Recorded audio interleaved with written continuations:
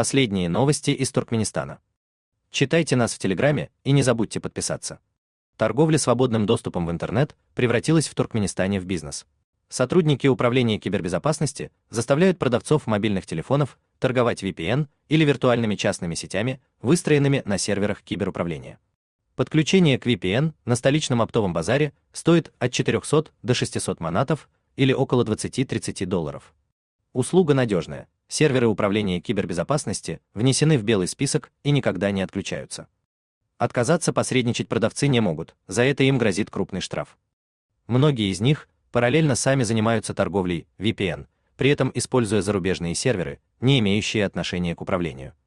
Это гораздо дешевле, до 100 манатов или $5. Клиенты часто сами просят установить VPN при покупке нового или подержанного телефона. Без этого в Туркменистане невозможно полноценно пользоваться интернетом.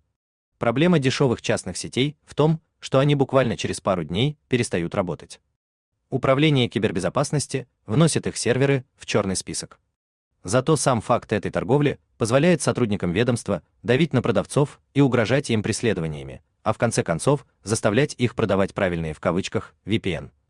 Например, недавно сотрудники кибербезопасности целенаправленно заблокировали одну из подсетей, чтобы разблокировать своих несколько IP и затем продавать к ним доступ. Одновременно они начали заставлять продавцов телефонов пользоваться только их услугами. В противном случае угрожали штрафом за то же самое распространение VPN. Один из зарубежных серверов управления кибербезопасности базируется в Казахстане, однако Turkmen News известно еще как минимум о 7 серверах, которые находятся в Туркменистане. Жадные до денег сотрудники управления кибербезопасности устраняют конкурентов не только среди торговцев телефонами, но и в иных сферах.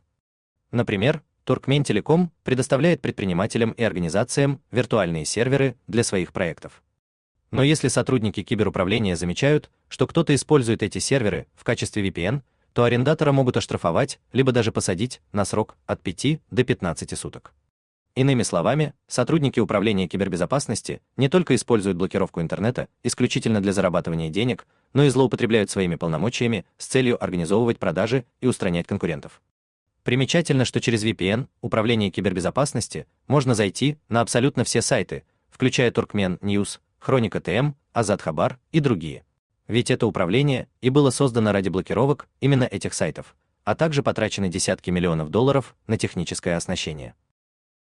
В последние годы в Туркменистане не блокируют отдельные сайты, которые кажутся властям опасными, а отключают IP целыми подсетями.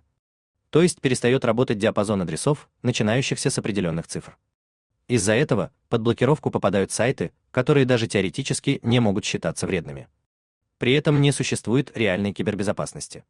В качестве фаерволов, которые должны защищать сети и устройства от вторжения потенциально опасных киберпреступников, управление использует никому неизвестный продукт от несуществующей в реальности фирмы Indigo Software.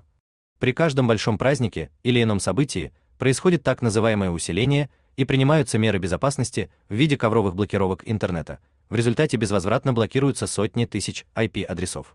Такое происходило, например, когда скончалась мать Гурбангулы Бердымухамедова. По состоянию на весну прошлого года уже было заблокировано 3/4 существующих в мире IP. Это значит, что пользоваться интернетом без VPN в стране фактически невозможно.